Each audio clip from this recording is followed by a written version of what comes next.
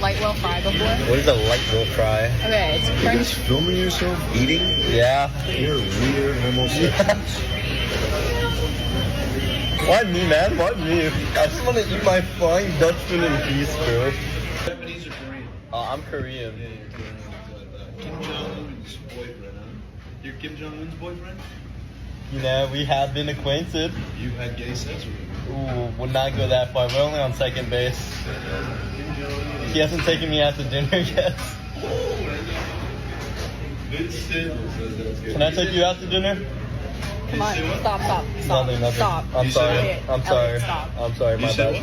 what? I didn't say anything. You didn't say anything. No, sir. I can spit in your face and it's a Filipino. What's a Stop. Filipino? You can try the. Anyways, you can try the. It's disheartening. It's so disheartening to see that there are humans like this that exist, subhumans that would just spew such hate towards people enjoying on Christmas Eve their In-N-Out, their delicious In-N-Out meal. Two friends becoming targets of racist and homophobic comments from this despicable person claiming to be a slave master. This is in San Ramon, California. So disgusting. The San Ramon police chief tweeting the following: through the help of social media, we were contacted by one of the individuals in this video. The photo below was taken this morning when similar behavior was exhibited by the pictured male. If you recognize this person, let us know. Silver Mustang with Florida plates. If you can recognize that face, if anybody knows this person, please report them to the local authorities. What a disgusting display. Elliot Ha, one of the two friends who had to endure this incident, reflected on its impact, saying he hopes their experience sheds light on the reality of Asian hate. For every act caught on camera, there are hundreds that go unchecked. So I am hoping more awareness is brought to this, he told NBC Bay Area. It's so sickening and disgusting to see hate crimes, hateful rhetoric, hateful words for no purpose, unprovoked, sent towards American citizens just trying to live their lives. It happens against the Jewish community, it happens against the Muslim community, the Black community, the Latino community, the Asian community. Any marginalized group, any group that is in the minority gets the brunt of these attacks from people who are too disgusting to live, too disgusting to be part of our society. I don't know if there's ever gonna be a stop to it or any ways we can try to combat it other than exposing them and educating people to be better humans. Jackson White, your thoughts on this disturbing story? Well, it always really, gets to me about what life must be like for people who do things like that, who live in places like California, or they're visiting California, or they're in somewhere like New York and New Jersey, places that are very multicultural and okay with it. You're really intruding. Especially you had Florida plates. I'm assuming maybe he's from there. Maybe that's not his car. Don't know. But if he's not, he's intruding into an area where being, multicultural, diverse in your thought, diverse in people's backgrounds, and just working together and loving one another. That's California's maybe one of the biggest places for that on earth. So it's like, what do you even think you're going about with your mission? You're not accomplishing what you think you are. But unfortunately, people like this can be very dangerous.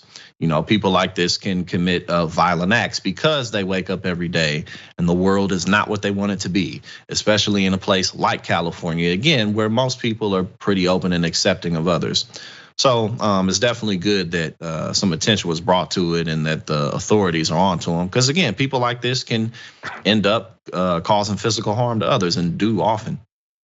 And it's also why it ties right into our last story, why teaching critical race theory, why teaching an accurate representation of this country matters so much, of the crimes of our past, of our racist past, so we can hopefully educate people into the need for us to evolve into being better people.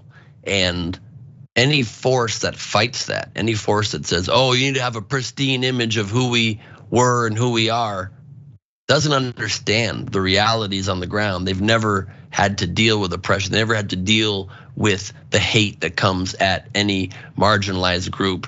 I experienced so much of it even just recently when I did that video. I was anchoring the main show with Cenk, and I went off on Kanye's despicable anti-Semitism. And the vast majority, as it always is love coming from people, so much kindness.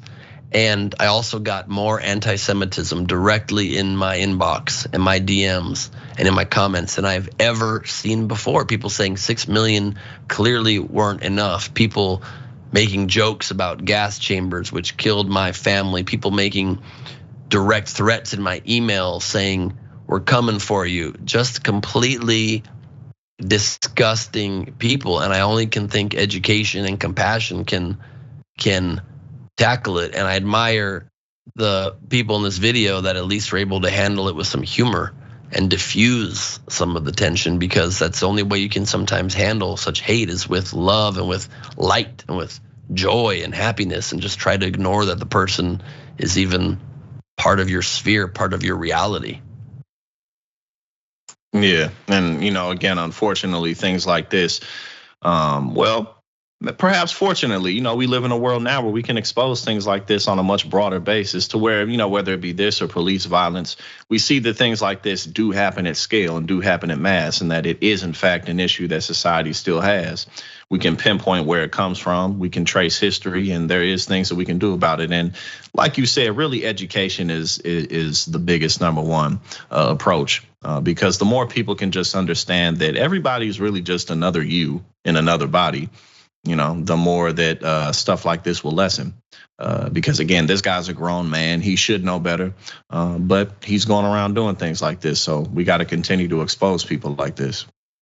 Exposing them is a very powerful thing to do, and that's one of the great, benefits we have of being able to have a platform like this that can call people out. And you're right, we all have that platform now. It's in our pockets, it's on our social media, and we all need to do our part to expose it. The more we expose it, the more we can hopefully reduce the trajectory that is unpleasant when it comes to such disgusting, despicable people.